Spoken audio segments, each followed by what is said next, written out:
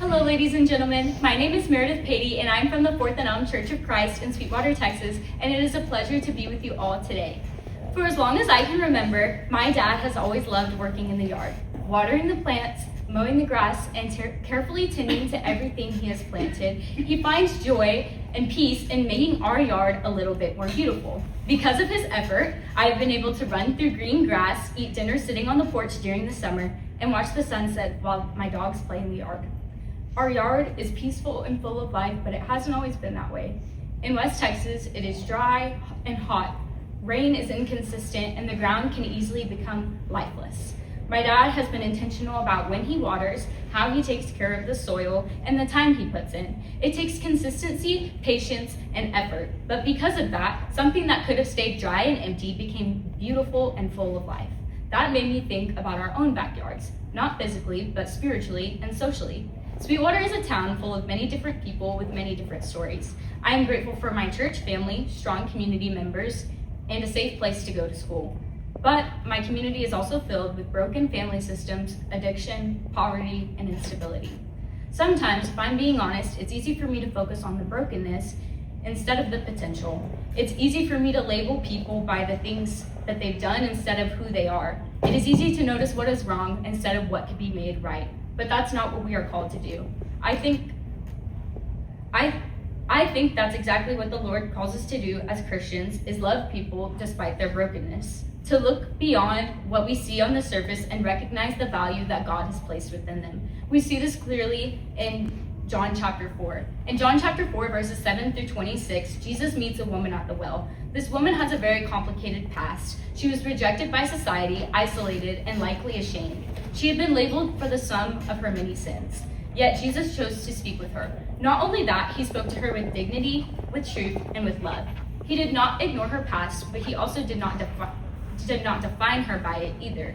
He offered her something greater. He offered her living water. He saw her fully and still chose to love her. That is what service looks like.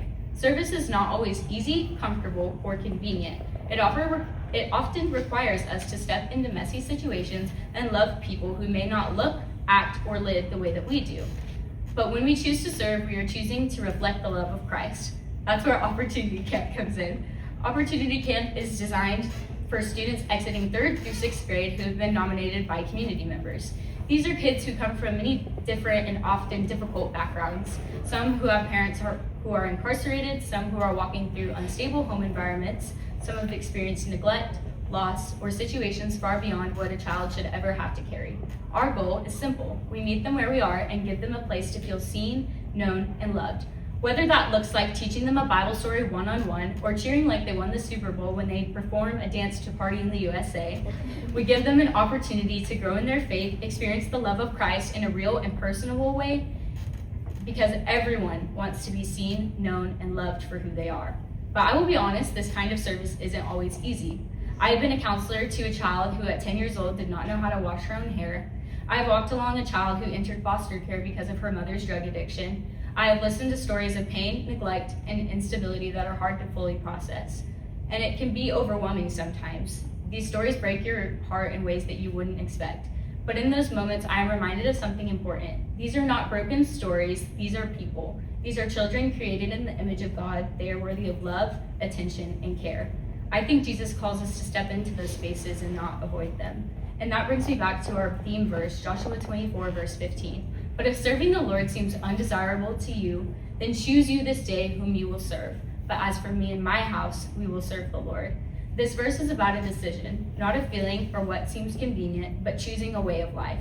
Because the truth is, we are all serving something. Whether that's comfort, popularity, success, or self, we are always choosing where our time, energy, and attention go. But Joshua makes it clear. Serving the Lord is a choice we have to make intentionally. Just like my dad choosing to water the yard when it's hot and dry, just like choosing to care for something that does not immediately look beautiful. Serving others, especially in your own backyard, takes that same kind of intentionality. It means choosing to see people the way that Jesus sees them and not for the sum of their sins. It means choosing patience when it could be easier to say, forget it. It means choosing to love even when it feels undeserved. It means choosing to serve even when it's hard. Because real service is not about convenience, it's about commitment. So I want to challenge you with this. What does your backyard look like? Who are the people that may feel overlooked, unseen, or forgotten? Where has God placed you that needs care, attention, and loved?